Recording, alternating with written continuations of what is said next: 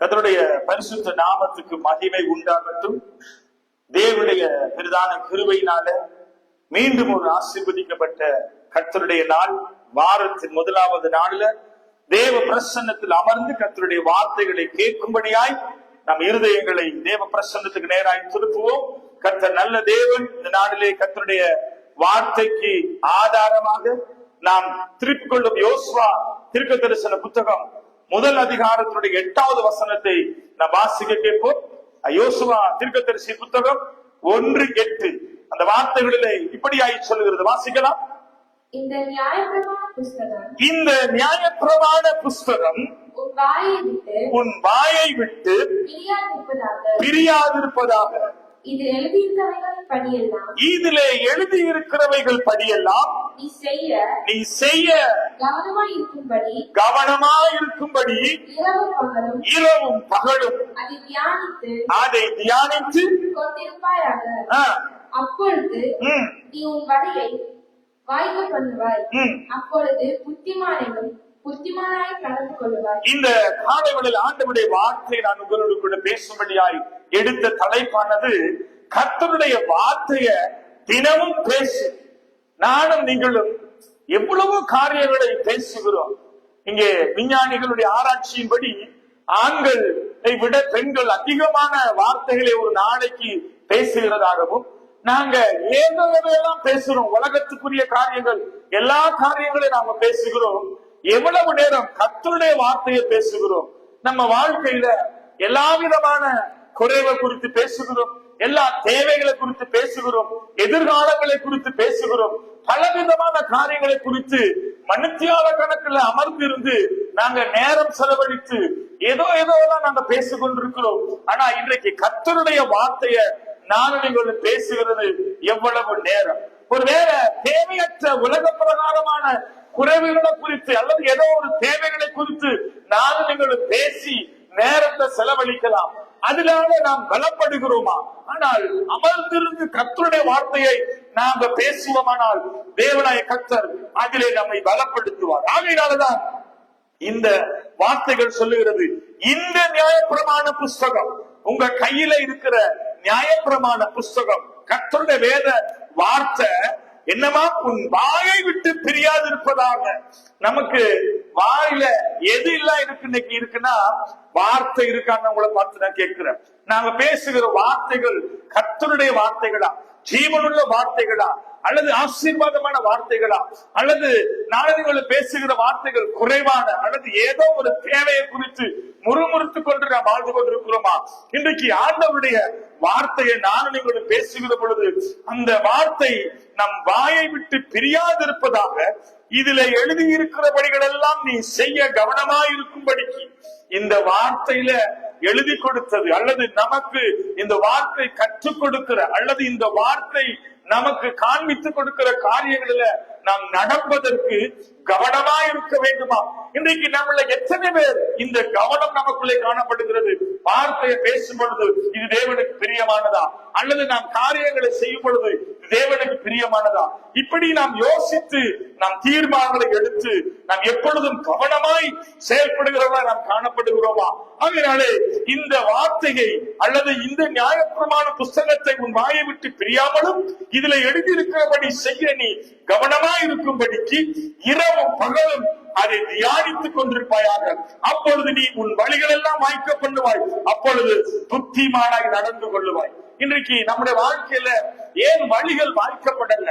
ஏன் இன்றைக்கு நமக்கு புத்திமானாய் அல்லது ஒரு தெளிந்த புத்தி உள்ளவர்களாய் ஞானமாய் நம்மாலே நடக்க முடியல? எல்லாவற்றிலும் ஏதோ ஒன்றை இழந்து போனவர்களை போல கவலையோடு கண்ணீரோடு துக்கத்தோடு நாம் வாழ்ந்து கொண்டிருக்கிறதை இன்றைக்கு கவனித்து பார்க்க முடியும்.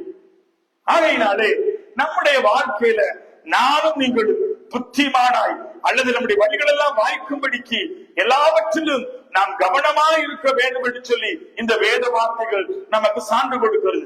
அப்படியானால் எப்படி தேவனுடைய வார்த்தையை நாம் பேச வேண்டும்? இன்னும் ஒரு வார்த்தை நமக்கு சான்று கொடுக்கிறது. வாசிக்கலாம். சங்கீதம் முதல் அதிகாரத்துல அந்த 2-3 வசனங்களை நான் வாசிக்க கேட்போம். சங்கீதம் 1-2-3.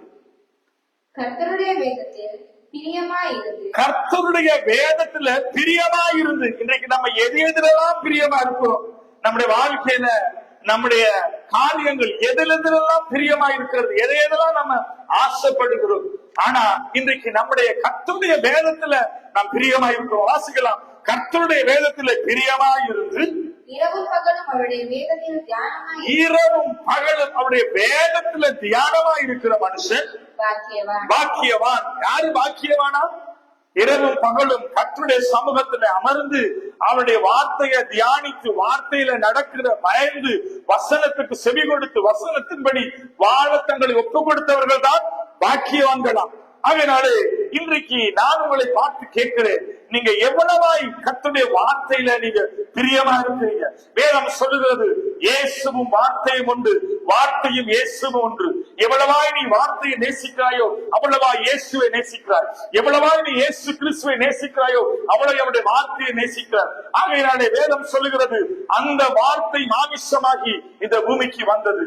கர்த்தராய் இயேசு கிறிஸ்துவை நேசிக்கிற அல்லது அவருடைய வார்த்தையில வேதத்துல பிரியமா இருக்கிற மனுஷன் தான் பாக்கியவான் என்றும் அங்கே வாசிக்கலாம். இரவும் பகலோட வேதத்தை தியானிக்கிற மனுஷன் பாக்கியவானும் அவன் நீர்க்கால்களின் ஓரமாய் நாட்டப்பட்டு தன் காலத்தில் தன் கனியை தந்து இலையுறாது இருக்கிற மரத்தை போல் இருப்பான். அவன் செய்வதெல்லாம் வாய்க்கும். இன்றைக்கு கிறிஸ்தவ வாழ்க்கையில கிறிஸ்துவுக்குள்ள வாழுகிறவருடைய வாழ்க்கையில இன்றைக்கு அநேக காரியங்கள் வாய்க்காம போவது, எல்லாமே தோல்வி.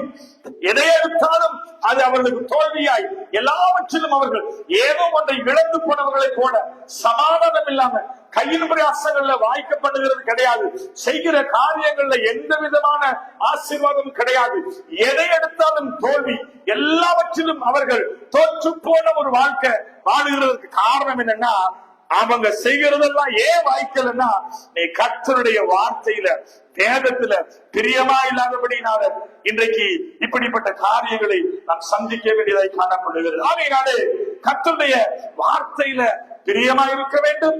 அந்த வார்த்தைய உன் வாயை விட்டு பிரியாமல் இருக்க வேண்டும். இந்த வார்த்தைய இரவும் பகலும் தியானிக்க வேண்டும். அதன்படி நடக்கிறவன் தான் இன்றைக்கு பாக்கியவானும், அவன் செய்வதுதான் வாய்க்கும் என்று சொல்லி கர்த்தருடைய வேதம் சொல்லுகிறது. ஆகையினாலே இந்த நாளில இந்த வார்த்தையை நம்ம பேச வேண்டும், இந்த வார்த்தையை நாம தியானிக்க வேண்டும், இந்த வார்த்தையில நடக்க வேண்டும், இந்த வார்த்தைக்கு நடுங்க வேண்டும், இந்த வார்த்தையின்படி நம்முடைய வாழ்க்கையை கட்டி எழுப்ப வேண்டும். அப்படியானால் இந்த வார்த்தை தான் நம்மளை வாழ வைக்கிறது. இந்த வார்த்தை தான் நம்முடைய வாழ்க்கையில ஜீவனை கொடுப்பது. இந்த வார்த்தை தான் மரணத்தை கொண்டு வருகிறது. இந்த வார்த்தை தான். வாசிக்கலாம். நீதிமொழிகளின் புஸ்தகம் 18வது அதிகாரம் அந்த 21வது வசனத்தை நாம் வாசிக்க கேட்போம். மரணமும் ஜீவனும் நாவின் அதிகாரத்தில் இருக்கிறது. பாருங்க, மரணமும் ஜீவனும் நாவின் அதிகாரத்துல தான் இருக்கான். உன் வாழ்க்கையில உன் நாக்கு என்னுடைய வார்த்தையில தான் மரணமும் உண்டு ஜீவனும் உண்டு. நீ ஆண்டவருடைய வார்த்தையை நீ பேசுவாயானால் நான் சாகாமல் பிழைத்திருந்த கர்த்தருடைய செய்கைகளை விவரிப்பேன். கர்த்தர் என்னை ஆசீர்வதித்து என் தலையை உயர்த்துவார். அவர் என்னை வாழாக்காமல் கீழாக்குவார். அவர் என்னை வாழாக்காமல் அங்கே தலையாக்குவார் என்று சொல்லி அவருடைய வார்த்தை என்னை உயிர்ப்பிக்கும். அந்த வார்த்தையில ஜீவன் உண்டு. அந்த வார்த்தையினால நான் பிழைக்கிறேன் என்று சொல்லுகிறவர்கள் அல்லது கர்த்தருடைய வார்த்தை சொல்லுகிற பிரகாரம் அவர் என்னை ஆசீர்வதிப்பார். என் குறைவை நிறைவாய் மாற்றுவார். அவரிடத்துலதான் ஜீவன் உண்டு. அவர் தான் என்னை ஆசீர்வதிக்கக்கூடிய தேவன் என்று சொல்லி இந்த ஜீவனுள்ள வார்த்தைகளை நீ பேச பேச உன் வாயின் நாவில் இருந்த அந்த வார்த்தைகள் புறப்பட்டு வர அந்த வார்த்தைகள் உன்னை ஜீவனுக்குள்ளே கொண்டு போகும், உன்னை உயிர்ப்பிக்கும், உன்னை ஜீவனுக்குள்ளே கொண்டு போகும். நீ சாகாமல் பிழைத்திருந்து கர்த்தருடைய செய்கைகளை விவரிப்பாய். உன் வாழ்க்கையில ஆசீர்வாதம் நன்மையும் உன்னை தொடரும். எல்லா வேதனை உன்னை விட்டு நீங்கும். உன் வாழ்க்கையில சமாதானம் பெருகும். கர்த்தருடைய வார்த்தை சொல்லுகிற பிரகாரம் நீ சமாதானத்தோடு வாழக்கூடிய அங்க கிருபைய தேவனாய் கர்த்தர் உனக்கு தருவார். அதனாலே இன்றைக்கு மரணமும் ஜீவனும் நாவின் அதிகாரத்துலதான். நம்ம என்ன வார்த்தைகளை பேசுகிறோம்? ஐயோ, நான் ஏன் இருந்து என்ன பிரயோஜனம்? என்னால ஒன்றுமே இல்லையே, என் வாழ்க்கையில் எல்லாமே தோல்விய, என் வாழ்க்கையில் எல்லாமே நான் இழந்து போயிருக்கிறேனே, எதை எடுத்தாலும் என் வாழ்க்கையில பலவிதமான குழப்பங்களை, இந்த காரியம் அந்த காரியம், இப்படியே நீ பட்டியலிட்டுக் கொண்டு வாய் பிளப்பிக் கொண்டு இரவும் பகலும் நித்திரை இல்லாதவளாய், நித்திரை இல்லாத ஒரு மனுஷனாய் இன்றைக்கு பல வேதனையோட உன் படுக்கையை கண்ணீரினால நனைத்துக் கொண்டு உன் கண்களெல்லாம் குழி விழுந்து போய் வேதனையும் கண்ணீருமாய் வாழ்ந்து கொண்டிருக்கிற உங்களை பார்த்து நான் சொல்லுகிறேன், இந்த வார்த்தையை பேச ஆரம்பி. உன் வாழ்க்கையில் இருக்கிற எல்லா தடை உடையும், உன் கண்ணீர் துடைக்கப்படும், உன் வேதனை நீங்கும், உன் துக்கம் சந்தோஷமாய் மாறும், சமாதானத்தை காண்பாய். உன் கண்ணீரின் பள்ளத்தாக்கின் வழியில கர்த்தர் உன்னை தூக்குவார், உன் வழிகளெல்லாம் உன்னை காத்துக் கொள்வார். அவர் உன்னை குன்பதாய் போய் உன் கோணெல்லாம் செவ்வையாய் மாற்றுவார். உன் கையின் பிரயாசங்கள் ஆசீர்வதிக்கப்படும், நீ செய்கிற காரியங்கள் எல்லாம் வாய்க்கும். கர்த்தருடைய வார்த்தையில நடக்கிற ஒரு மனுஷனுடைய வாழ்க்கையில இப்படிப்பட்ட காரியங்களை தேவனாய கர்த்தர் நமக்கு தருவார். ஆகையினாலே இந்த நாளிலே ஆண்டவருடைய வார்த்தைய நாம் எப்படி பேசுவது? இன்றைக்கு வேதத்துல 2 காரியத்தை நான் உங்களுக்கு காண்பித்து கொடுத்து ஜெபிக்க விரும்புகிறேன். முதலாவது காரியம் ஜெபம். ஜெபிக்கிற பொழுது நாம் கர்த்தரோடு பேசுகிறோம். நம்முடைய குறைவெல்லாம் ஆண்டவர் சொல்லுவார் இல்லையா, உன் விண்ணப்பத்தெல்லாம், உன் வேண்டுதல் எல்லாம் ஸ்தோத்திரத்தோடும் துதியோடும் எனக்கு தெரியப்படுத்துங்கள். நான் பண்ணுகிற ஜெபங்கள், விண்ணப்பங்கள், வேண்டுதல்கள் தேவனோடு கூட பேசுகிறோம். ஆனா இன்றைக்கு பார்க்கிறோம், அந்த வார்த்தையில நாம் அமர்ந்திருந்து இந்த வசனத்தை தியானிக்கும் பொழுது கர்த்தர் நம்மோடு கூட பேசுகிறார். ஆகையினால் நம்முடைய வாழ்க்கையில 2 காரியம் முக்கியமானது. ஒன்று, நாங்கள் செய்கிற ஜெபம், கர்த்தர் நம்மோடு பேசுகிற வேத வார்த்தை.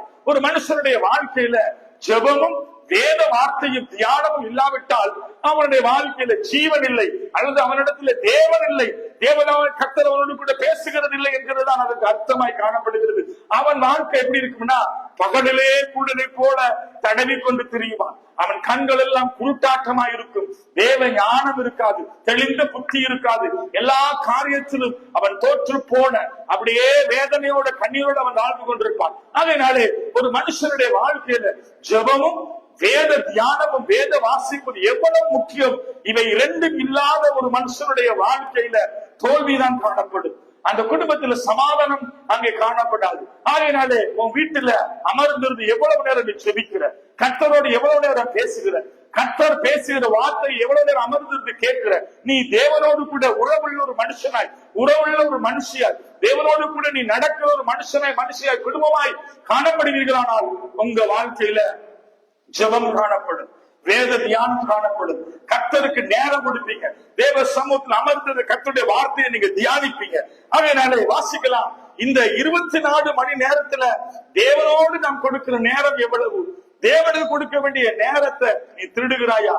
தூக்கத்துக்கு நேரம் கொடுக்கிற, எல்லா காரியத்துக்கு நேரம் கொடுக்கிற, சினிமாக்கு நேரம் கொடுக்கிற, மணித்தியால கணக்குல டிவிக்கு முன்பதை அமர்ந்து இருக்கிறோம், மணித்தியால கணக்குல போன்ல பேசுறோம், மணித்தியால கணக்குல யூடியூப், பேஸ்புக், இப்படி பலவிதமான இணையதளத்துல மணித்தியால கணக்குல அமர்ந்திருந்து அதுக்கு நாங்க நேரம் செலவழிக்கிறோம். ஆனா கர்த்தருடைய சமூகத்துல அமர்ந்திருந்து தேவனை தேடுகிறதற்கு, தேவ சமூகத்துல காத்திருந்து கர்த்தருடைய சத்தத்தை கேட்டு இந்த வார்த்தைக்குள்ள நீ நடத்தப்படுகிற காலங்கள், நேரங்கள் எவ்வளவாய் காணப்படுகிறது?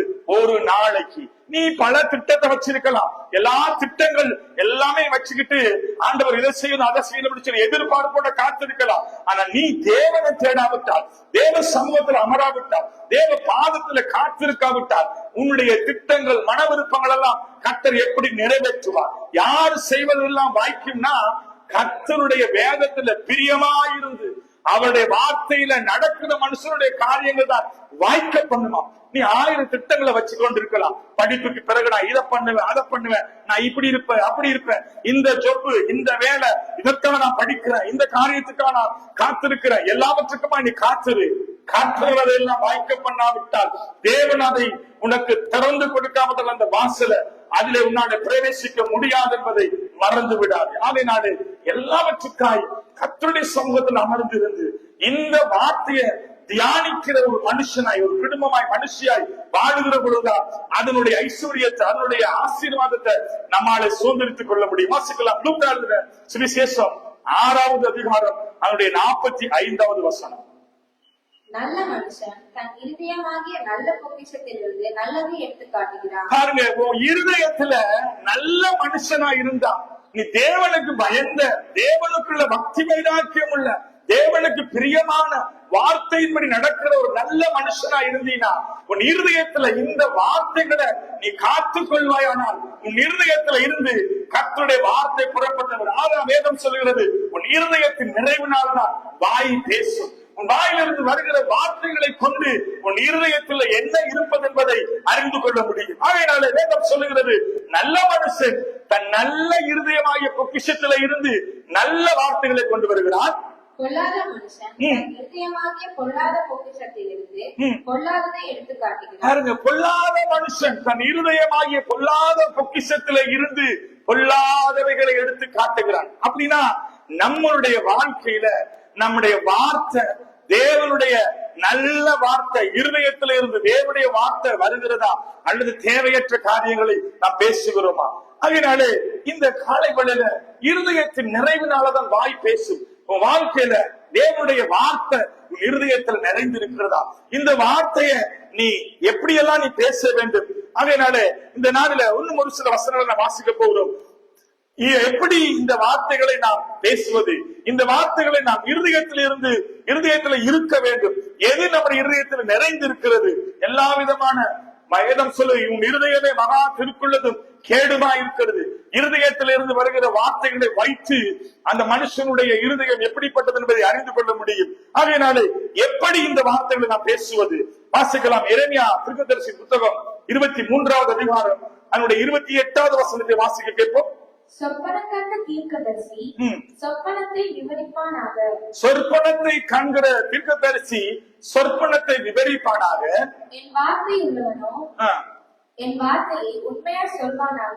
என் வார்த்தை உள்ளவனோ என் வார்த்தையை உண்மையாய் சொல்வானாக. நம்முடைய வாழ்க்கையில கர்த்தருடைய வார்த்தை இருக்குமானால், நம்முடைய வாழ்க்கையில கர்த்தருடைய வார்த்தையில நாம் வளருவோமானால், சத்தியத்துல நாம் நிற்போமானால், நம்முடைய வாயின் வார்த்தைகள் புறப்பட்டு வருகிற தேவனுடைய வார்த்தைகள் அது உண்மை உள்ளதாய் காணப்படும். அதனாலே இந்த வார்த்தைகளை உண்மையின் நன்மையுமான இருதயத்துல காத்துக்கொண்டு அதிலே நாம் வளர வேண்டும். தொடர்ந்து நாம் வாசிக்க போகிறோம். கர்த்தருடைய வார்த்தையை நாம் எப்படி உண்மையாய் காத்துக்கொள்வது? வாசிக்கலாம். விரியேற்கிறது நிருபம் 10வது அதிகாரம் அவருடைய 23வது வசனத்தை வாசிக்க கேட்போம். அல்லாமலும் நம்முடைய நம்பிக்கையை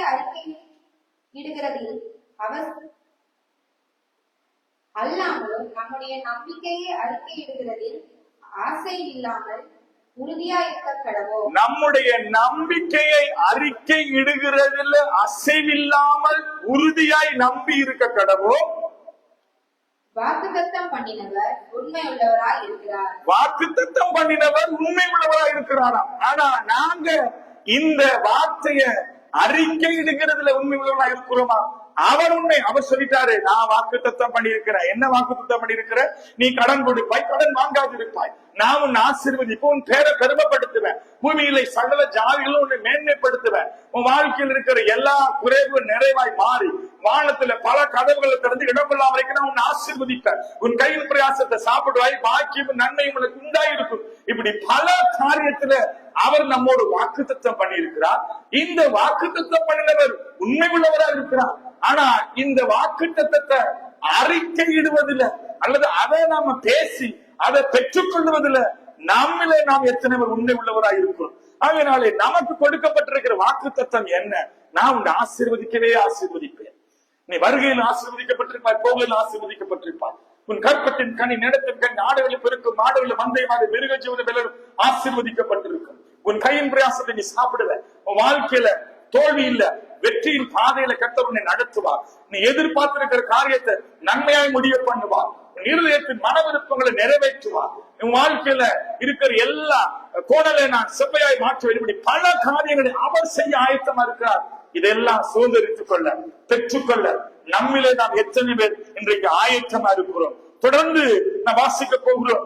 அவருடைய வார்த்தையில நானும் நீங்களும் அந்த வார்த்தையை நாம் எப்படி காத்துக்கொள்வது, இந்த வார்த்தைக்குள்ள நாம் எப்படி நடப்பது என்பதை ஒரு சில வசனங்களை வாசித்து நாம் ஜெபிக்க போறோம். வாசிக்கலாம். உபாகமம் 32வது அதிகாரம் அதனுடைய 46வது வசனம். உபாகமம் 32:46. அவர்களை நோக்கி, இந்த நியாயமான வார்த்தைகளின் படியெல்லாம் உங்கள் பிள்ளைகள் செய்யும்படி கவனமாய் இருக்க. பாருங்க, ஒரு நிமிஷம். 32வது அதிகாரம் 46வது வசனத்துல இங்கே ஆண்டவர் ஒரு சில காரியங்களை கவனமாய் அதை சொல்லுகிறது. நாம் கவனித்து பார்க்கலாம். அந்த வார்த்தைகள் சொல்லுகிறது, வாசிக்கலாம். அவர்களை நோக்கி, இந்த நியாயப்பிரமான வார்த்தைகளின்படி எல்லாம் உங்கள் பிள்ளைகள் செய்யும்படி கவனமாய் இருக்க. பாருங்க, இந்த நியாயப்பிரமான வார்த்தைகள் உன் கையில இருக்கிற இந்த வார்த்தைகளை யார் யாரு செய்யணுமா? நீயும் செய்யணும், உன் பிள்ளைகளும் செய்யணுமா? இதுல நம்ம கவனமா இருக்கணுமா? பிள்ளைகளுக்கு நம்ம கற்றுக் கொடுக்கிறோமா வார்த்தை நியாயப்பிரமாணம் வேதம் இப்படி சொல்கிறது, இந்த வேதத்தை நீ வாசி, இதை நேசி, இதுலதான் நமக்கு ஜீவனும் தீர்க்காயுசும் உண்டு.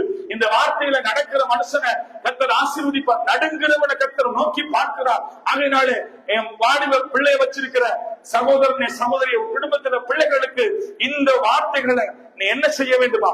இந்த வார்த்தைகளை அவர்களுக்கு என்ன செய்யணுமா? அதுல கவனமா இருக்கும்படி நீங்கள் அவர்களுக்கு கற்பிக்கும்படி நான் இன்று உங்களுக்கு சாட்சியாக ஒப்புவிக்கிற வார்த்தைகளை எல்லாம் உங்கள் மனதிலே வையுங்கள். பாருங்க, பிள்ளைகளுக்கு அதை நாம் என்ன செய்ய வேண்டுமா? கற்பித்து கொடுக்க வேண்டுமா? இந்த வார்த்தைகளை செய்யும்படி கவனமா இருக்க. இன்னைக்கு வார்த்தையின்படி நடப்பதில்ல நமக்கு எவ்வளவு கவனம் உண்டு. எல்லாவற்றையும் கவனமா இருக்கிறோம், எல்லாத்தையும் கவனமா செய்யறோம். என்னென்னதான் கவனப்படுத்தணும் தெரியுமா? இன்னைக்கு கையில இருக்கிற ஹேண்ட் போன எவ்வளவு கவனமா நம்ம பார்க்கிறோம். சபையில உட்கார்ந்து இருந்தாலும் அத வேதத்தை திருப்பி பார்க்கிறோம் இல்லையோ, 10 தரம் அதை எடுத்து பார்த்துருவோம். ஏன்னா மெசேஜ் வந்திருக்கா, இல்லாட்டி அது என்ன சார்ஜ் இருக்கா இல்லையா? சபையில இருந்து வசனத்தை கவனமா பார்க்கிறோமா, மொபைல் போன கவனமா பார்க்கிறோமா, இல்லாட்டி எதையெல்லாம் கவனமா பார்க்கிறோம்? நம்முடைய தங்க ஆபரணங்கள் அல்லது நம்முடைய சொத்துக்கள் அல்லது நம்முடைய படிப்பு அல்லது மற்ற காரியங்கள் எல்லாவற்றையும் கவனமா நம்ம பார்க்கிறோம் இல்லையா? ஆனா வேதத்தை கவனமாய் நம் பிள்ளைகளுக்கு எத்தனை தாய் தகப்பன்மார் கற்றுக் கொடுக்கிறோம், எதையெல்லாம் நாம கவனப்படுத்துகிறோம், எதையெல்லாம் பாதுகாக்கிறோம். இந்த வார்த்தையை நாம் பாதுகாப்போமானால், ஆகினால்தான் சொல்லுது, அவர்களை நோக்கி இந்த நியாயப்பிரமாணமான வார்த்தைகளின்படி எல்லாம் செய்ய உங்கள் பிள்ளைகள் செய்யும்படி கவனமாய் இருக்க நீங்கள் அவர்களுக்கு கற்பிக்கும்படி நான் இன்று உங்களுக்கு சாட்சியாக ஒப்புவிக்கிற வார்த்தைகள் எல்லாம் உங்கள் மனதிலே வையுங்கள். தகப்பனும் தாயும் இதெல்லாம் மனதில வச்சு பிள்ளைகளுக்கு நாள்தோறும் கற்றுக் கொடுக்கணும். என்ன கற்றுக் கொடுக்கணும்? இதன்படி செய்ய நீ கவனமாயிரு, இந்த வார்த்தையின்படி நடக்க கவனமாயிரு, இந்த வார்த்தை தான் உன்னை வாழ வைக்கும், இந்த வார்த்தை தான். கீழே தொடர்ந்து வாசிக்கும் பொழுது இதனால நமக்கு என்ன நன்மை கிடைக்க போகுது வாசிக்கலாம். யோசுவா 1:8 வாசிக்கலாம். யோசுவா 1:8. இந்த நியாயப்பிரமாண புஸ்தகம் வாயை விட்டு பிரியாதிருப்பதாக வாசிக்கலாம். இதில் எழுதியிருக்கிறபடியெல்லாம் நீ செய்ய கவனமாயிருக்கும்படிக்கு இரவும் பகலும் அதை தியானித்துக் கொண்டிருப்பாயாக. நாங்க என்ன செய்யறோம்? பிள்ளைகளுக்கு சொல்லிக் கொடு, இதை மட்டும் உன் வாயை விட்டு பிரியாம இருக்கட்டும், இதை மட்டும் நீ மறந்துடாத, இதை நீ நேசி, இதை நீ வாசி, இதை தியானி, இதுல நட, இதுதான் உனக்கு வாழ்க்கையில சகல ஐஸ்வர்யத்தையும் நன்மையும் கொண்டு வர போகிறது. இப்படி கர்த்தருடைய சமூகத்தில் அமர்ந்திருந்து உன் பிள்ளைகளுக்கு எத்தனை நாள் நீ போதிச்சிருக்கிற? இந்த பிள்ளைகளுக்கு இந்த வார்த்தையை குறித்த பயத்தை, பக்திய, வைராக்கியத்தை பிள்ளைகளுக்கு எத்தனை நாள் கற்றுப்படுத்திருக்கிற? இதை நீ மறந்துட்டீனா வேதம் சொல்லுகிறது, நீ என்ன மறந்தா நான் உன்னையும் உன் பிள்ளைகளையும் மறப்பேன் ஆண்டவர் சொல்கிறார். இதை மறக்காத இதெல்லாம் மறக்காம இருக்கிறதுக்கு எங்கெல்லாம் இதை நீ பத்திரப்படுத்தணும் சொல்லி ஆண்டவர் இங்க எழுதி வைத்திருக்கிறார். வாசிக்கலாம். நீதிமொழிகள் 7வது அதிகாரம் அதனுடைய 1-3 வசனங்களை வாசிப்போம். நீதிமொழிகள் 4வது அதிகாரம், நீதிமொழிகள் 4, நீதிமொழிகள் 7 கூடி வாசிக்கலாம். நீதிமொழிகள் 7வது அதிகாரம் 1-3 வாசிக்கலாம். நீதிமொழிகள் 7 1-3 முதல் அதை வாசித்து பின்பதாய் 4வது அதிகாரத்தில் கடந்து போகலாம். என் மகனே நீ என் வார்த்தைகளை காத்து, என்னவா வார்த்தைகளை காத்து, வசனத்தை காத்துக்கொள்ளு. இருதயத்துல வாசிக்கலாம். என் வார்த்தைகளை காத்து, என் கட்டளைகளை உன்னிடத்தில் பத்திரப்படுத்து. என் கட்டளைகளை உன்னிடத்துல பத்திரப்படுத்து. எதெல்லாம் பத்திரப்படுத்துற? எதையெல்லாம் நீ காத்துக்கொள்ற? ஐயோ, அவன் சொன்னதை நான் மறக்க மாட்டேன், அவங்க சொன்னதை நான் மறக்க மாட்டேன், அவங்க செஞ்சதை நான் மறக்க மாட்டேன், நான் அவங்களுக்கு மன்னிப்பு கொடுக்க மாட்டேன், நான் சாகு வரைக்கும் அதை மறக்க மாட்டேன். எதெல்லாம் மறக்க மாட்டேன் வச்சிருக்கிற? ஆனா நீ மறக்க கூடாத ஒன்று உண்டு. அதெல்லாம் மறந்துட்டு ஆண்டவர் சொல்கிறார், பாரு, இதை காத்து என் கட்டளைகளை உன்னிடத்திலே பத்திரப்படுத்து. எத்தனை நாள் இந்த வேதத்தை நீ பத்திரப்படு? ஒரு சிலருக்கு வேத புத்தகமே இல்லை, அப்புறம் எங்க பத்திரப்படுத்துறது? பேர் என்னன்னா எனக்கு வாசிக்க தெரியாது, எனக்கு படிக்க தெரியாதுன்னு சொன்னா நீ இத பிள்ளைகளை அமர வச்சு வாசிக்க கேளு, பிள்ளைகளை கொடுத்து வாசிக்க விடு, ஒரு நாளைக்கு ஒரு அதிகாரம் அமர்ந்திருந்து வாசிக்க சொல்லு, ஒவ்வொரு நாளும் வேதத்தை தெளிவாய் வாசிக்க கற்றுக்கொடு, வசனத்தை வாசிப்பதற்கு சொல்லிக் கொடு. இன்னைக்கு நீ அதை சரியா வாசிக்காதனால உன் பிள்ளைகளும் இப்படிப்பட்ட வாழ்க்கை தான் அவங்களுக்கு காணப்படும். ஆகையால இதெல்லாம் யாருடைய வேலை? இன்னைக்கு வேதத்தை வாசிக்க தெரியாதுன்றதெல்லாம் ஒரு கதையே கிடையாது.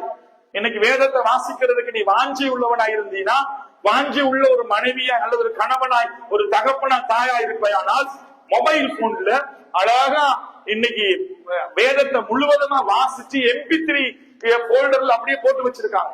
அந்த பாட்டுல நீ ப்ளூடூத்ல கனெக்ட் பண்ண ஒரு ஸ்பீக்கர்ல போட்டு விட்டுட்டீங்கன்னா விடிய அந்த வார்த்தை வீட்டுல ஓடிக்கிட்டே இருக்கும். நீ அதை கேட்கலாம், அமர்ந்திருந்து கேட்கலாம். ஆண்டவருடைய வேதத்தை வாசிக்க தெரியாது என்று சொல்லுகிறவர்கள் தேவனுடைய சமூகத்துல ஒரு நாள் நிற்கும் பொழுது தப்ப மாட்டார்கள். வாசிக்க தெரியாதுன்னு சொல்லிட்டு கணக்கு விட்டுட்டு வேதத்தை மறக்கிறியா? ஆண்டவர் கேட்பாரு. இதற்காகத்தான் இத்தனை காரியத்தை ஆண்டவர் ஏற்பாடு செய்து வச்சிருக்காரு. வார்த்தையை கேட்பதற்கு எவ்வளவோ வாய்ப்புகள், வசதிகள் உண்டு. செய்தியை கேட்கலாம், வார்த்தையை வாசிக்கிறதுக்கு ஏன் பிள்ளைகளை வச்சு வாசிக்கலாம். இன்னைக்கு எந்த தாய் தகப்பன் வாசிக்க தெரியாது என்று சொல்லுகிற தாய் தகப்பன் பிள்ளைகளை வச்சு வாசித்து கேட்டிருக்கிறாங்க? நான் நினைக்கிறேன் சவுந்தரெல்லாம் ஒரு காலம் வேதத்தை வாசிச்சிருக்காங்க. வேத புத்தகத்தை எடுத்து வாசிச்ச நாளே எனக்கு தெரியாதுன்னு நினைக்கிறேன். எப்பயாவது ஒரு நாள் பிள்ளை உட்கார வச்சு வாசிச்சிருக்கிறியாமா? நீ அமர்ந்து இருக்க சொல்லி ஜெபா, எனக்கு தான் வேதம் வாசிக்க தெரியாது, ஜெபா நீயாவது வேதத்தை எனக்கு வாசிக்கிற, ஒரு நாளைக்கு ஒரு அதிகாரம் வாசி, நான் கேட்கணும். ஒரு நாள் இருக்கா? அப்ப எந்த அளவுக்கு நீ இதை நேசிக்கிற, இந்த வார்த்தை எந்த அளவுக்கு, அப்படி இதை நீ நேசிக்காட்டி வாசிக்கலாம். கீழே இதை நேசிக்காதவருடைய வாழ்க்கையில என்னென்னலாம் நடக்குது வாசிக்கலாம்.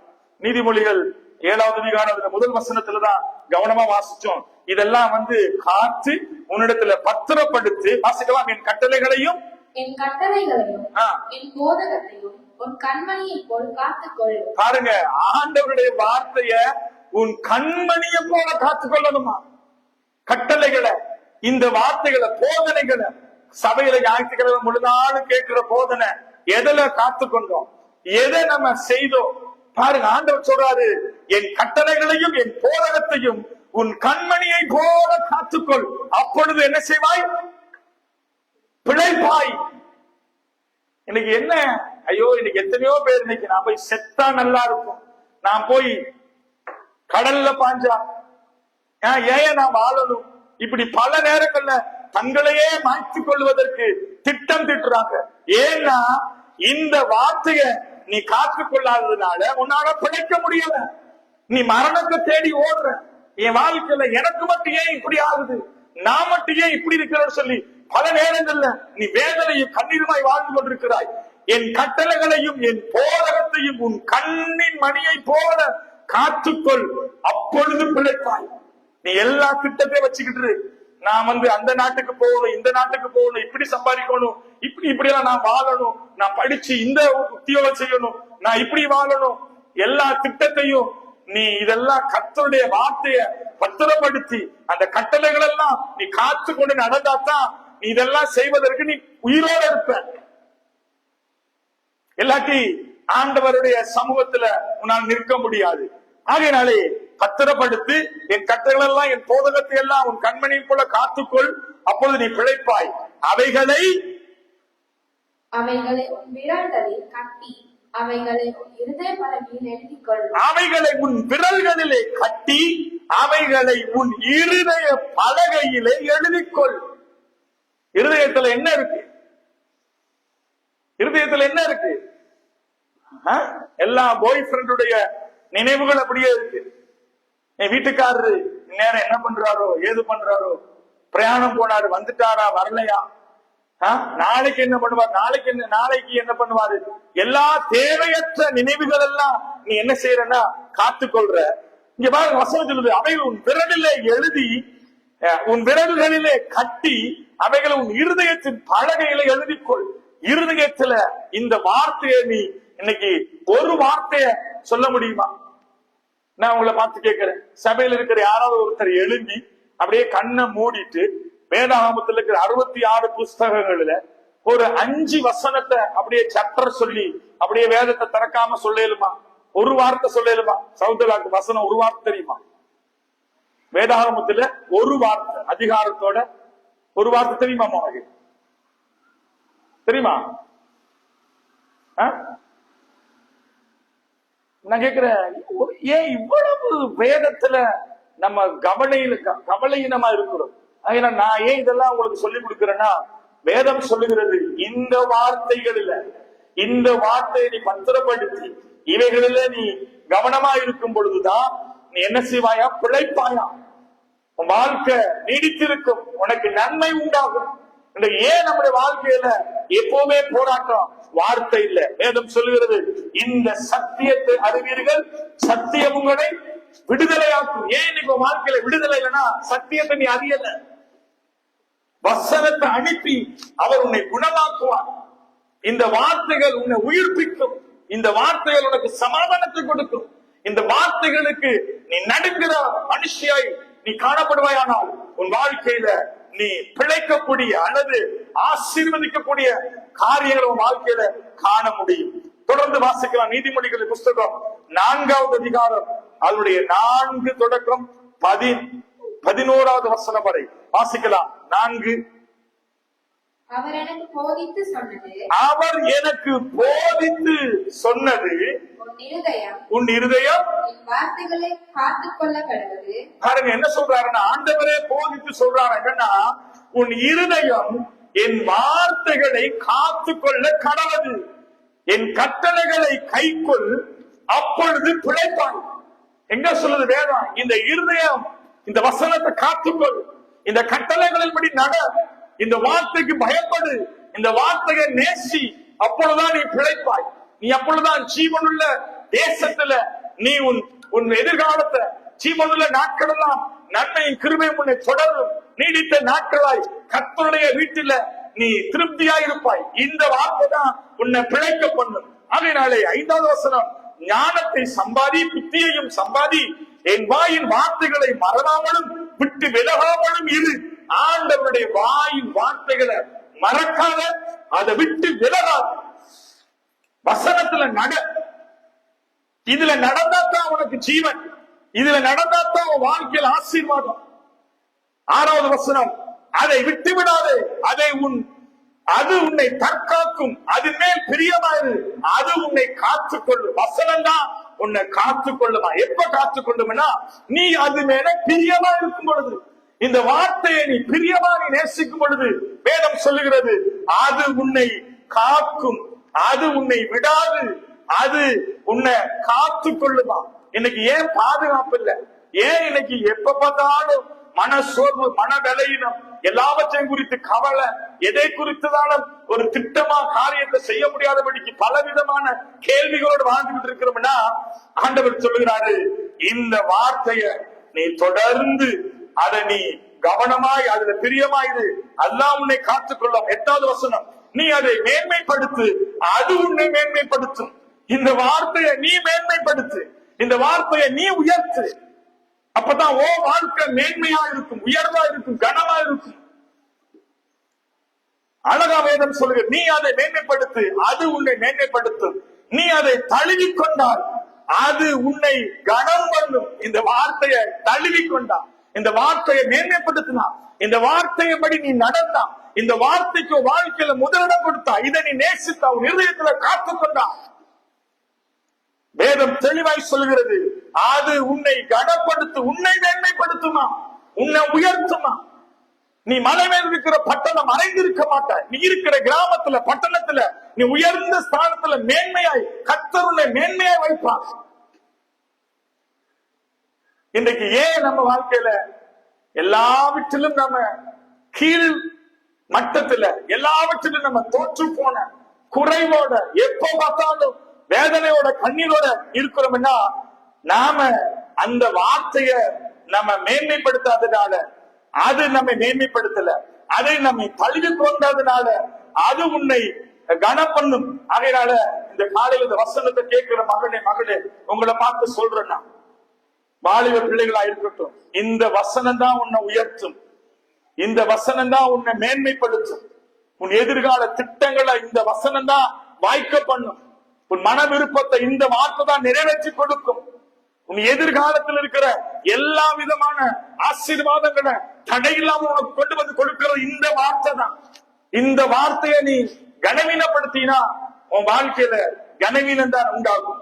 ஆகினாலே தொடர்ந்து 9வது வசனம், நீதிமொழிகள் 4:9, அது உன் தலைக்கு அலங்காரமான முடியை கொடுக்கும், அது மகிமையான கிரீடத்தை உனக்கு சூட்டும். எத்தனை ஸ்டேஜில போய் நீ கிரீடத்தை வாங்கினாலும், எத்தனை ஸ்டேஜில போய் அமர்ந்திருந்து உன் பிள்ளை கிராஜுவேஷன் பெரிய பெரிய பட்டங்கள் எடுத்தாலும் கர்த்தர் கொடுக்கிற கிரீடம், கர்த்தர் கொடுக்கிற மேன்மை தான் உனக்கு உயர்ந்த மேன்மை. இந்த உலகத்துல இதெல்லாம் 2வது தான். முதலாவது கர்த்தரிடத்துல வருகிற அந்த மேன்மையை பெற்றுக்கொள்.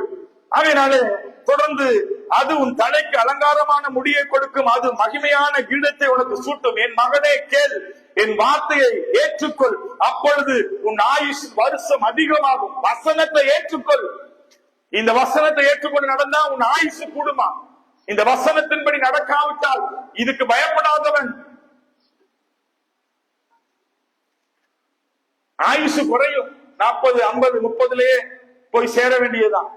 ஏன்? வசனத்துக்கு பயப்படாதனால எல்லா விதமான காரியங்களையும் ஈடுபட்டு அவருடைய ஆயுசுகளை குறைத்துக் கொள். என் மகனை கேள், என் வார்த்தைகளை ஏற்றுக்கொள், அப்பொழுது உன் ஆயுசு வருஷங்கள் அதிகமாகும்.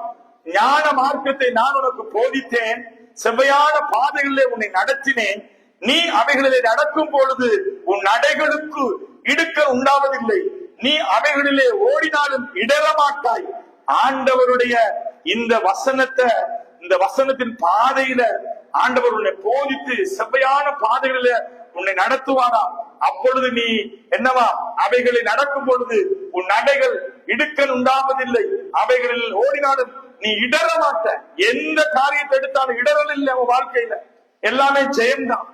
தோல்வி என்றது உன் வாழ்க்கையில இல்ல. ஏன்னா வார்த்தைய தேவன் உனக்குள்ள வைத்திருக்கிறார். இது வெற்றியின் வார்த்தை. இந்த வார்த்தை உன்னை வெற்றி சிறக்க பண்ணும். நீ அவைகளிலே நடக்கும் பொழுது உன் நடைகள் இடுக்கல் உண்டாவதில்லை. நீ அவைகளிலே ஓடினாலும் இடர மாட்டாய். புத்திமதியை உறுதியாய் பற்றிக்கொள், அதை விட்டு விடாத. தகப்பன் சொல்ற புத்திய உறுதியாய் பற்றிக்கொள், விட்டு விடாத. தகப்பன் சொல்றாரா, போனை கிண்டாத, எந்த நேரமும் போன்ல டைம் ஸ்பெண்ட் பண்ணாத. தகப்பன் சொல்றாரா, எந்த நேரமும் தேவையில்லாத நண்பர்களோட சுத்தாத. தகப்பன் தாயும் சொல்றாங்களா, அமர்ந்து 1 மணி நேரம் ஜெபம் பண்ணு, வேதத்தை வாசி, காலையில ஜெபம் பண்ணிட்டு வெளியே கடந்து போ, இந்த வார்த்தையை வாசி, வசனத்தை கவனமா கேளு. இது பல காரியங்களை சொல்றாங்களா. ஆனா புத்திமதிய உறுதியாய் பற்றிக்கொள். பாருங்க, அதை விட்டு விடாத, அதை காத்துக்கொள். அதுவே உனக்கு ஜீவனும். எது உனக்கு ஜீவனா? எது? இந்த வார்த்தை தான் உனக்கு ஜீவனை கொடுக்குமா? இதுலதான் உனக்கு எல்லா விதமான புத்திமதிகளும் எல்லா விதமான காரியத்தை ஆண்டவர் வச்சிருக்காங்க. ஆகையாலே துன்மார்க்கனுடைய பாதையில பிரவேசியாதே, தீயனோட வழியிலே நடவாதே. அதை வெறுத்து விடு, அதன் வழியாய் போகாது, அதை விட்டு விலகி கடந்து போ. கீழே வாசிச்சு பாருங்க. நீ கர்த்தருடைய வேதத்தை விட்டுட்டு துன்மார்க்கமாய் உலகத்தினுடைய காரியங்களில நீ அதுல பிரியமாயிருந்து அதுல நீ கை போடுவாயானால் உன் வாழ்க்கையினுடைய முடிவு என்ன என்பதை அந்த வேத வார்த்தைகள் அங்கே கீழ்ப்பகுதியில உனக்கு சான்று கொடுக்கிறது. ஆகையினாலே இந்த காலை வேளையில கர்த்தருடைய வார்த்தைய எப்பொழுதுமே பேசு, அது உன்னை பலப்படுத்தும். வார்த்தையை நேசி, அது உன்னை ஸ்திரப்படுத்தும், திடப்படுத்தும், தைரியப்படுத்தும், உன்னை மேன்மைப்படுத்தும், உன்னை உயர்த்தும், உன்னை அது தலை சிறக்க பண்ணும், வெற்றி சிறக்க பண்ணும். இந்த வார்த்தை இல்லாதவனுடைய வாழ்க்கையில தோல்வியும் கண்ணீருமாய் காணப்படும். இந்த வசனத்தை கேட்கிற சகோதரி சகோதரி, ஒருவேளை உன் வாழ்க்கையில வார்த்தைக்கு நீ நடுங்காத ஒரு சகோதரனாய் சகோதரியாய் இருப்பாயானால் இன்றைக்கு ஒப்புக்கொடு. இந்த வார்த்தைய உன் இருதயத்தில் பலகையில எழுதி போய் அதை மறவாத, அதுல வளர உன் ஒப்புக்கொடு. இந்த வார்த்தைய நீ எப்பொழுதும் பேசு. இந்த வார்த்தை உன் வாயை விட்டு பிரியாமல் இருக்கட்டும்.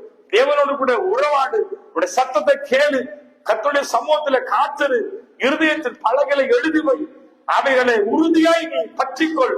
கர்த்தர் உன்னை உயர்த்தி உன்னை மேன்மைப்படுத்துவார்.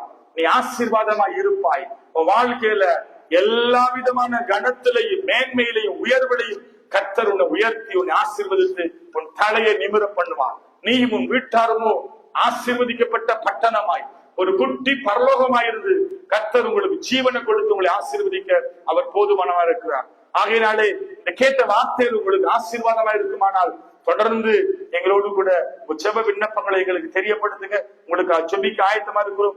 God bless you. கர்த்தர் உங்களை ஆசீர்வதிப்பாராக. ஆமென்.